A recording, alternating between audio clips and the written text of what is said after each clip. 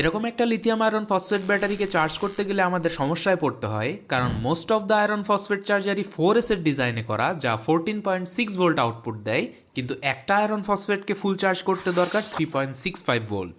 আমার হাতের এই মডেলটি দিয়ে 3 ভোল্ট, 4 ভোল্ট, 6 ভোল্ট, 12 ভোল্ট যে কোনো ব্যাটারিকে 2 অ্যাম্পিয়ার পর্যন্ত কারেন্টে চার্জ করতে পারবেন। হ্যাঁ, এটা 3 অ্যাম্পিয়ার লেখা থাকে, কিন্তু 3 অ্যাম্পিয়ার নিলে অনেক গরম হয়ে যায়, which is not good for the health of this module. Voltage ampere set করা খুবই সহজ। প্রথমে ইনপুটে ভালো একটা অ্যাডাপ্টার লাগাবেন। ওকে, বাতি জ্বলে গেছে। এখন একটা ভোল্ট মিটার নিয়ে আউটপুটের সাথে কানেক্ট করুন। এটা হলো ভোল্টেজ পোটেনশিওমিটার। ডানে ঘোরালে ভোল্টেজ বাড়বে, বামে ঘোরালে ভোল্টেজ কমবে। ব্যাটারির রিকোয়ারমেন্ট অনুযায়ী প্রয়োজনীয় ভোল্টেজ সেট করে নিন। লিথিয়াম আয়রন ফসফেটের জন্য সেট করতে হয় 3.65।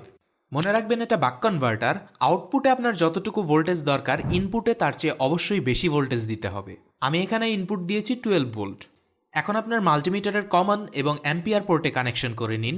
আউটপুট প্লাসে প্লাস এবং মাইনাসে মাইনাস কানেকশন করে নিলে মাল্টিমিটারে দেখতে পারবেন কত অ্যাম্পিয়ার সেট করা আছে। এটা হলো অ্যাম্পিয়ারের পোটেনশিওমিটার। ডানে ঘুরালে কারেন্ট বাড়বে, বামে ঘুরালে কমবে। ফার্স্টে 3 অ্যাম্পিয়ার সেট করে নিলাম।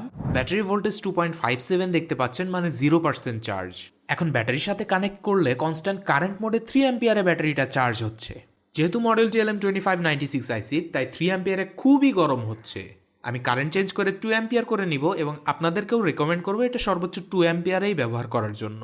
আপনার যদি 3 থেকে 4 অ্যাম্পিয়ার কারেন্ট প্রয়োজন হয়, তাহলে ব্যবহার করতে হবে 5 অ্যাম্পিয়ারের XL4015 মডিউল, যার deep driven long testing and review video আমার চ্যানেলে দেওয়া আছে। মধ্যে আরেকটা পোটেনশিওমিটার আছে। চার্জিং এলইডিটা কত ভোল্টে বন্ধ হবে সেটা ফিক্স করে এই পোটেনশিওমিটার।